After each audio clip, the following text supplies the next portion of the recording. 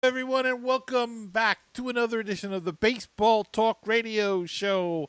I am Gary Mack, and I am joined, as always, by the lovely and talented Mr. Rich Baxter. Rich, how the heck are you today? Doing great, Gary. Thank you very much for the very nice introduction.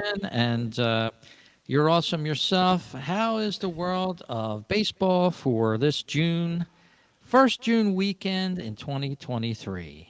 Well, it's not so good for either of our teams. The Mets swept you, which was good for me, but now they've lost two in a row to the Toronto Blue Jays, and I don't know how the Phillies. I think the Phillies lost last night to the Nationals, so it's been a rough June so far for our teams, but other teams are doing very well, and the season is moving on, and there's good news and bad news. Mets are starting to see some of their players come back. Jose Quintana, who they just signed in the offseason, he had surgery in spring training for a rib problem. He's starting to throw the ball and could be back in a few weeks, so that's a good sign for them. And Harper's back for the Phillies, so he's struggling a little, but he'll figure it out. And so I guess it's great. That's awesome. Yeah. As you said, our favorite team's not doing so well, but there are some teams out there that are, including the Los Angeles Dodgers. They have a big weekend series going on with the New York Yankees, and the Dodgers were winners in their first meetup with the Yankees, 8-4 out there in La La Land, L.A. And believe it or not, the Arizona Diamondbacks are tied out there in the NL West with those LA Dodgers. So they're in a nice little race. Arizona winners of their last six in a row as of the time that we're doing this podcast. I tell you, Arizona's playing some good baseball right now, and you know who else is playing some good baseball in our division is those Miami Marlins. They are right up there now. They are in second place. They were tied with the Mets. They may have possession now, depending upon what they did today. Lots of the teams. Texas continues to hold on there out in the West, and it's pretty interesting what's going on this year. A lot of the teams that we haven't seen in quite some time are coming through and playing some good ball. Yes, it is. And as we're talking about that, of course, basketball and the NHL getting ready to wrap up with their championship series going on. And right after that, I'll be focusing on baseball for the rest of the summer and almost into the fall before football starts. So we're going to see a lot more focus on baseball in the next couple months. Yes, Rich, and the PC connection, the politically correct connection, has hit baseball, sort of. On May 31st, Uh, baseball changed its. I'm sorry, on Thursday, MLB changed its profile picture on Facebook to include a logo that featured the pride flag in honor of June, which is celebrated by LGBTQ plus members as Pride Month. On Friday, MLB reverted to its standard logo, and several conservative voices claimed the change as a victory amid ongoing boycotts of organizations and companies that have been involved in social issues. But MLB told Newsweek this was the plan always since the beginning. They had planned to recognize it on June 1st, and then Friday marked Lou Gehrig Day, which is celebrated league wide, and MLB later updated its profile picture to affect that. And that was the intended plan all along. So, MLB going woke, or just partially woke, or just changing their mind, or it says that they planned it all along. So we'll never know, and who's ready to argue that. I'm not, but they did change the logo, so there you go. Interesting there. Yeah, MLB is always staying up with what's going on in certain things. And yeah, you kind of expect that. We saw some tweets out by certain teams with, whatever happy month it is for this month. Next month it's Betty Crocker Cake Month. So maybe they'll use a cake in the logo. I don't know. I Yeah, just made that up. Forget are we about gonna that. have a cupcake day at the ballpark? Or Yeah, yeah. We park at the park. You bring your dog in. I mean, it's just yeah, all are welcome at the baseball yeah. stadiums. It's just equal, equal, equal. And the only problem that we've had this year so far, other than this these things going on, is that a lot of injuries this year again. And I don't know if it's the fact that there's so much exposure to baseball via social media and MLB Network, but there seems to be a lot more injuries nowadays than it was years ago. But that could all be because of more outlets and that sort of thing. But you've got a story about an injury to a star pitcher, and why don't you tell us about that? Yeah, we may remember Steven Strasburg, who came up with the Washington Nationals. He's been a National for his whole career. He was the first overall pick in 2009 in Major League Baseball's draft, and he made his Major League debut in 2010.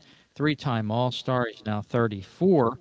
But the Nationals have let out a report just as of this evening that Strasburg has, quote, severe nerve damage, and they doubt he will ever pitch again for them. And he doesn't even travel with the team anymore, unfortunately. So if you wondered what happened to Steven Strasburg, he's still on the 60-day injured list for the Nationals, but they don't expect him to come back, although he is under contract for the next 3 years. He signed a whopper of a contract. I believe it was in the neighborhood of $245 million a few years ago. And he looks like he's going to be sitting out and collecting that paycheck for the next couple years. Well, that's just a shame. He's a terrific pitcher, and he was so terrific in that World Series run that the Nationals had a few years back. And you hate to see anybody go like that, and uh, but you hope that it doesn't affect his normal life, and that he can still have a somewhat normal life. But it's just a shame, and I remember his first game. I don't you remember the back to that when there was such hoopla about him, and then he was making his first start, and uh, I even remember where I was. As a matter of fact, I was going out to dinner, Uh-huh. and uh, in a bar type restaurant, and they had it on the TV. They had his first game because I think MLB Network was broadcasting it, and he pitched pretty good, and he was a terrific pitcher. I don't think he ever reached his full potential because of injuries, but he had his spurts of dominance, and this is like the second one this year that guys that had so much talent and uh, Korea kind of got sidetracked because of one thing or the other. I'm talking about Matt Harvey as the other pitcher. Um, two guys that had such promise and really may have been Hall of Famers, and their careers got derailed either by injuries or whatever, and just a shame. Yes, indeed. So, as we've been saying the last couple podcasts, it does seem like injuries to pitchers for some reason are up this year. And maybe it's due to certain things. I'm not sure. Um, they're saying the pitchers now are rushing more to get those pitches out, and that could be a reason. Speaking of that, Gary, some updated stats for you on game times. I know we were talking about that the last couple podcasts as well. And the average for May 2023, there was 382 games in the majors, and the average time per game is 2 hours and 37 minutes now, and that's down from last year, 2022, when the games averaged 3 hours and 3 minutes, and that was all 2,204 games that were played. That's my sweet spot, by the way. A 3 hour game. I'd be more than pleased with a 3 hour game. That's my favorite. And that's been the average for, from 2022 all the way back to, you could go into 2010. It's around 3 hours. So before that, it creeped down a little bit more. But now we're at 237 so far, and that includes all of 2023 as well. That's the average time, 2 hours, 37 minutes. Yeah. Well, how about 245? Would you settle for that? Split the difference. Yeah. Any more that I could get out of a game, especially when you're there, because it goes by twice as fast when you're at the stadium. When you're home, you got the commercial breaks. You got to get up. You got to do that. You got to do this. But when you're at the stadium, your attention is, there's the peanut vendor, there's the beer vendor, there's a foul ball. So just reporting on the average game time here tonight. Well, and now today's game too. You've got at the stadium. You got the latte vendor and the Oh yeah, frappuccino vendor. And the high end. yeah, yeah, That's for sure. How about the premium drinks? The whiskeys, this and that and the other. yeah, They yeah. want you to drink faster and less and pay more money for it. And it's odd because City Field has a bar. The Jim Beam has a bar out in the outfield, and I don't know if every ballpark has one or some of the ballparks have one, but they better have enough bartenders or be fast because the games go by that quickly. You don't want to, and that's one of the complaints about the faster games that the waiting online and all of that. So they have to look at that as well and try to figure that out, how to get the concession lines faster, especially if the games are going to be that much faster. Yeah, yeah, they're going to be losing a lot of revenue. And speaking of things that may make other things lose revenue, and specifically employees, have you heard of Chat GPT at all lately, Gary? I know you're into the technology field. I've heard of it. I have not tried it at all. I don't know if I want to mess with that kind of Okay. thing, but I have heard of it. Yeah, it's basically an artificial intelligence type of program, and it's pretty interesting. Installed it on my phone, and just before we did the podcast today, I was thinking to myself, let me try to generate a post for my blog. And what I asked it very simply was, you know, give me a list of the top Phillies players ever in 200 words or less, 200 word summary. So within, a split second, I'm going to say 2, 3 seconds, it spit out a nice 200 word document that is postable. It's something Wow. that um, it's amazing. I mean, I don't know what the future is behind it, and there's been some things said that it may cost some employees money. I don't know, writers or things like that, but uh, it was phenomenal. It just spit out this summary that probably would have taken you an hour or so to write with doing the research and things like that. So Chat GPT. I wonder if that's going to come to some of the dugouts. Like, hey, tell me what the odds are of this batter, getting a hit here if I use this, There's specific things that it can do and it can't do right now. Well, Rich, I seem to have lost you momentarily.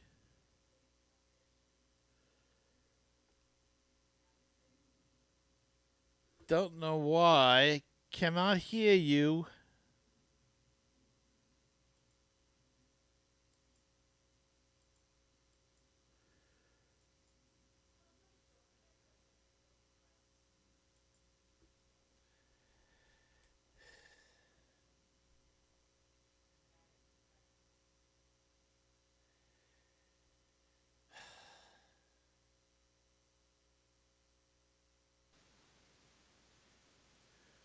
I hear you, but I don't see you.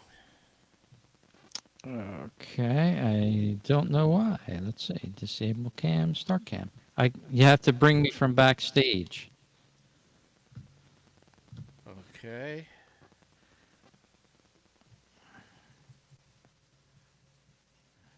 Okay, now I see you. Says I'm backstage.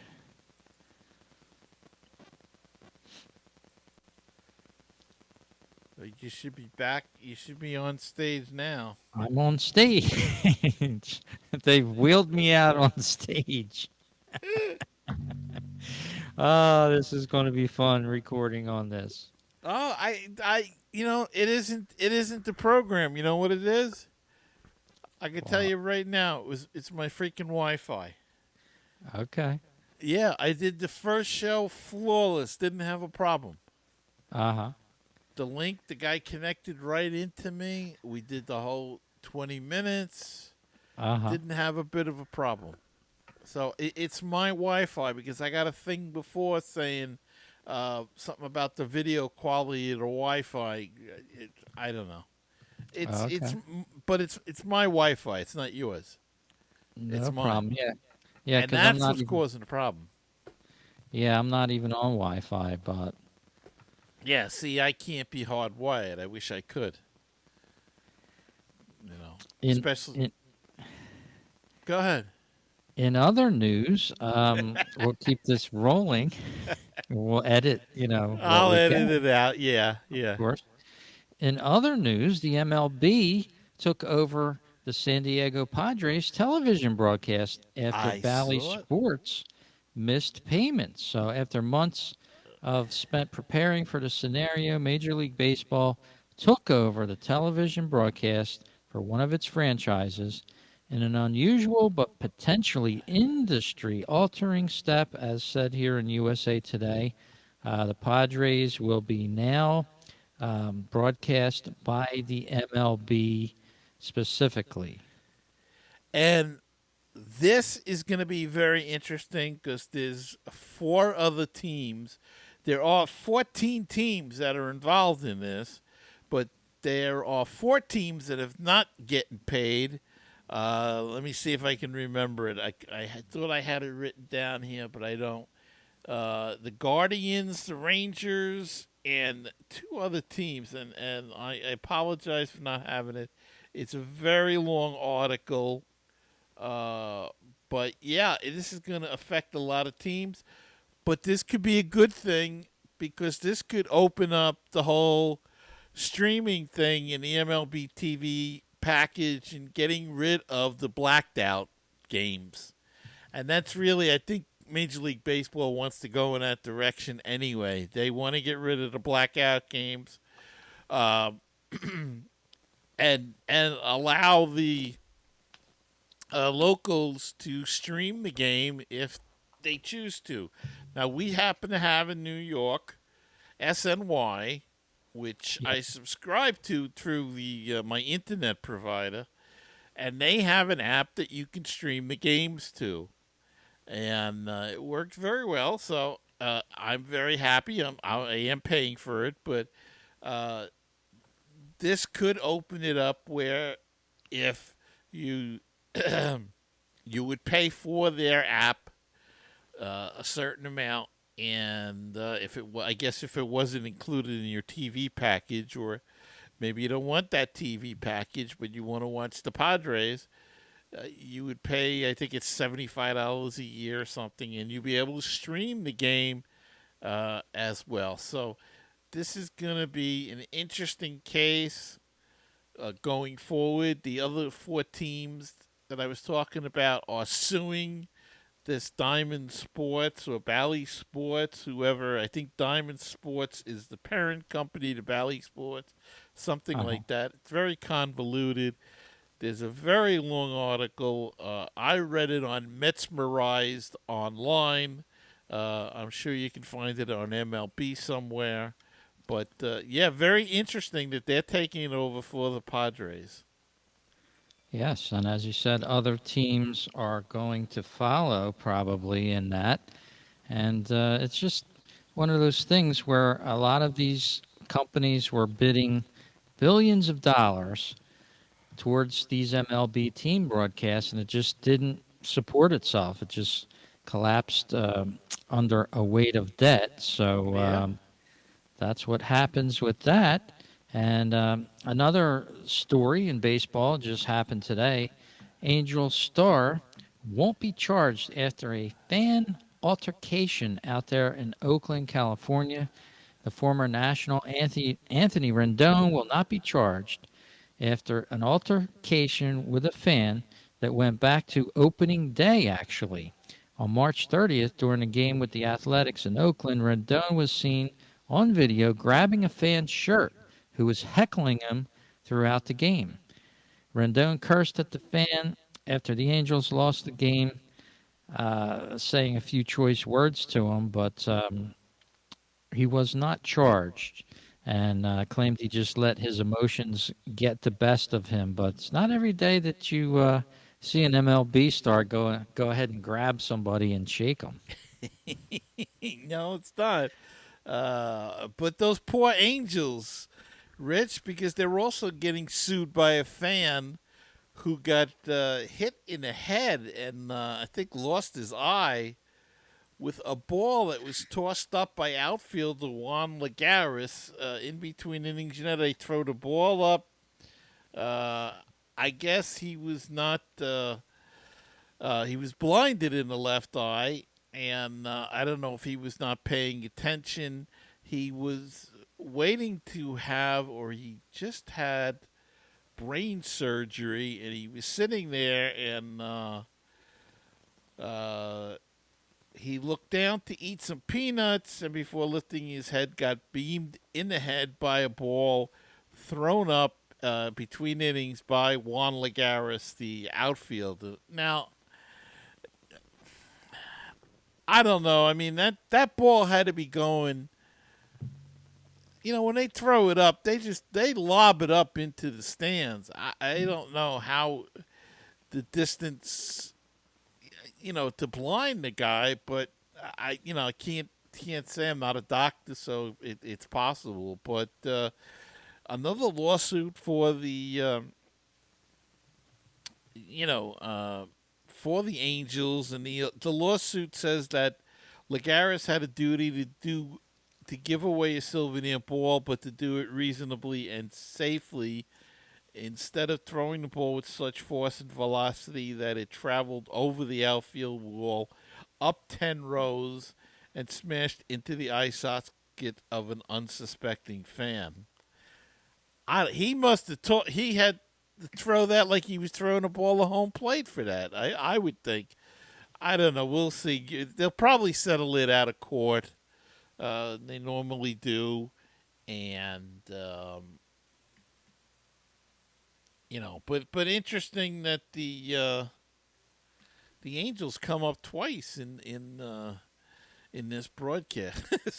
Yeah, yeah, Angel. And we didn't even talk about Shohei Ohtani, one of the Yeah, yeah. best players in the league. But hey, if you pop on over, I got their shirt on tonight. If you're watching the podcast on our video uh, distribution of this show, they have a great 2023 MLB season, most likely playoff scenario, including odds on their page. Go over to the main page, check that out. You can read about your favorite team, where they're doing. in the standings and what the most likely scenarios are with the playoffs. And as of the time that we're doing this podcast, I'll read you the teams. And it's only June 3rd, but just for a novelty, it's got the top seed, the Dodgers in the National League, Tampa Bay Rays, no surprise in the American League, division winner, Atlanta Braves, and the Houston Astros in the AL. Another division winner, the Brewers and the Twins. Wild card, three of them, three sets. Arizona, the New York Mets, and the St. Louis Cardinals at this time. And over in the American League, it's got the Texas Rangers, New York Yankees, and the Toronto Blue Jays. So if the season ended tonight, that's what we would see in the playoffs. Oh, well, that's very interesting, and uh, we will see. And that's all on baseballreference.com. So, Yes. as Rich said, go check it out. Richie, your body is frozen, your picture's frozen, but I can hear you, so I think we'll just continue, and I won't switch pictures or anything, so we don't lose you. No problem. And We you, can still hear you, you. And I'm frozen on your end. yes, you're absolutely, you're invisible. My, As long as you can hear me, as I said okay. to Rich before, I am having some Wi-Fi issues, so Yes. that's our problem tonight. So please excuse that. Hey, it's Saturday night. People go out. Why is there Yeah. anybody on Wi-Fi? Go Yeah. out. Yep. Yep. Don't be taking our Wi-Fi away from us. But yeah, Gary's got all the neighbors fed with Wi-Fi. yeah, Don't I think they're all robbing mine or something.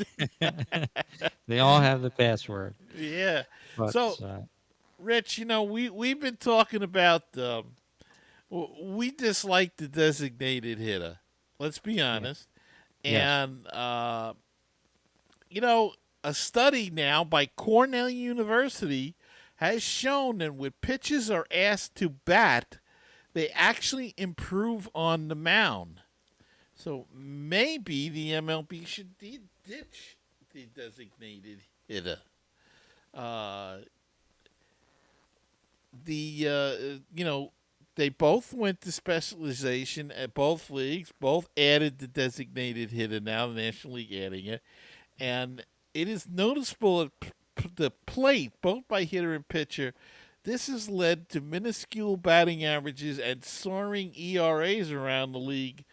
In no era would a catcher and outfielder with a batting average below 200 be kept on the roster. In today's game, however, the argument that home runs more than make up for low averages holds sway. On the mound, it's a similar story. Long derided by National League fans, the designated hitter was seen as a cop out, allowing teams to artificially inflate their offense and allowing a pitcher to ignore anything that was outside of his comfort zone, namely hitting. MLB stopped fiddling with the game, made it all in 2023, and it may have been lost amidst the pitch time, a larger basis, and pickoff limitations, but the designated hitter was rolled out. And now a study by Brittany Bond of Cornell University and Ethan J. Poskanzer of the University of Colorado has shown that stepping outside of your comfort zone makes you better at your specialty. In a paper titled Striking Out Swinging, specialist success following forced task inferiority, the academics show that by asking a specialist to perform a task that it's uncomfortable with and perform poorly in, the specialist will see improved performances in their area of expertise. So simply put, that if you put up a pitcher to hit, he's more uncomfortable, he'll pitch better. I don't know. There's a scientific thing put out there, so maybe we should ditch the designated hitter. Yeah. It's something I've sort of gotten used to a little bit, though. Um, I didn't think I would like it. of all the rules that have come down Broadway in this game in the last 3 to 5 years, that one would be one that I think I could live with now. I kind of like to see a nice designated hitter come up, and I don't miss a pitcher striking out much. So take all those other rules and throw them in the trash can, but I'll take that one. Well, I think what that article uh, was saying in regards to that is that with all the changes that came in with the pitch clock, the bases, and everything, this kind of slid under the radar, the DH, and you just get used to it, I guess, over time. So there you are. But I don't know. I guess I become accustomed to it. I still don't like it, but I've become accustomed to it and used to it, and um, now you can, as long as you know who's the. I like to know, try to figure out where you are in the batting order, and you can't always do that with the DH because you don't know when the ninth spot comes. So if you know who's batting ninth, then you can stay with it. And I think it's important that you stay with the game. Sometimes you lose it because you don't know that. But I thought it was an interesting story for the show about uh, just the whole idea of the DH and how a specialist in a way needs to be challenged or to improve his performance in his own area. So I throw it out there for whatever it's worth. For our listening audience out there, check us out all over where you can listen to great podcasts, whether it be Apple Podcast, over at Google Podcast, or the great baseballtalkradio.com. You can find 25 to 30 of the best talk shows about baseball, including Gary's Own Mets Musings, my Phillies Talk podcast, um, Baseball and Barbecue with Len and Jeff, and Baseball PhD with our friends over there. Great shows mixed in for your listening enjoyment. So check it out, baseballtalkradio.com, Gary. And we'll end this show with we're only a couple weeks away from Father's Day, but maybe Father's Day, you want a cheap way to treat dad? Take him out to the ballpark, maybe, because some of the teams in the MLB have the cheapest seats in pro sports. There was an article in USA Today a few days ago, and it says the MLB knocks all other leagues out of the park when it comes to games, of course, with the 162 game schedule and the 81 home games that each team has. And it also has the lowest ticket price for some teams as well. And I don't know about you, Gary, but I don't like to sit in these seats. But out in San Francisco, uh, L.A. Angels, you can get a cheap seat for $5 most nights. It Wow. says here in this article. But again, I don't like all that, height and looking at little stick figures running around. I can't sit up there. I just can't. Well, I did it when I was a kid, and when you're 15, it's easy to sit up there, and it's fun. Not so much when you're. I won't say how much, but I think everybody knows how old I am anyway. But Yeah. then when you're 70, so But you uh, feel young.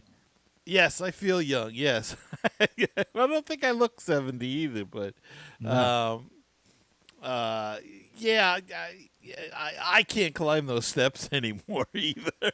you know, Yeah.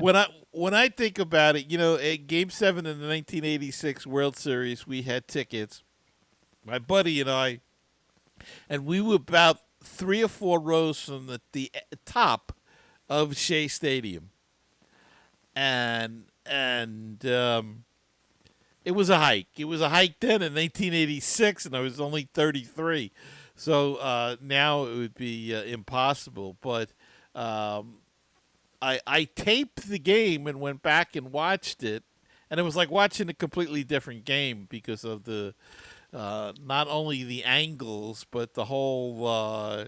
Just as you said, they look like little matchsticks or something running around the bases. But when you're a kid and you're younger, I spent a lot of time in Shea Stadium in the upper deck. It was $1.30 for the grandstand admission. You could sit wherever you wanted to in those days. So you'd run all over the upper deck and sit in different seats, or try different areas. So, but nowadays, yeah, those $5 seats. I don't know. I have to try the ones with the cushy seats now, and Yeah. and hopefully with the free food. I have a my wife has a cousin that goes to one game a year, and that's what he does. He's older. He's like 75, I think, Uh-huh. and that's what he does. Him and his wife, though, they'll go to one game, and they'll get the most, the expensive seats, the club seats or whatever they call them. Uh-huh. And that's what they do. They splurge for that the game to go to the ballpark because they enjoy going. But uh, and uh, I think that's a kind of a good idea in a way. As you get older, and because there's a lot of issues that you run to as you age. You worry about bathrooms. You worry about all sorts of things, and you're on a fixed income, and with the price of parking and everything, it's we'd all love to go all the time, but I think those days are beyond. But yeah, I don't know. $5 seats, Rich. They got to be way up on top. Yeah. Yeah. Most expensive in the league, the LA Dodgers, uh, up there, as well as the most expensive beer prices in the league out in LA. So there was another article done about that, and LA led the way with prices of beer. And the cheapest hot dog, Gary, you can get down in Miami, believe it or not, only $3. Wow, now that's a surprise. Yes, indeed. I would have thought maybe Milwaukee or something, but that's a surprise in Miami because nothing's cheap in Miami. So, Yeah. all right, So check it out good if to you're at the know. ballpark. You Yeah. got a couple weeks to Father's Day. Grab them a ticket. Take them to the ballpark. No better way to treat your dad to than a baseball game. There you go. So, Rich, I guess that'll wrap it up for this week's show. Yes, indeed. We'll be talking to you soon uh, with the next week's show. We're going to have a lot of special promos and features to it like we normally do. Gary, you have a great week, and we'll talk again next week. I will do. And everybody have a great week out there. And join us again next week for another edition of the Baseball Talk Radio Show. Bye bye, everybody.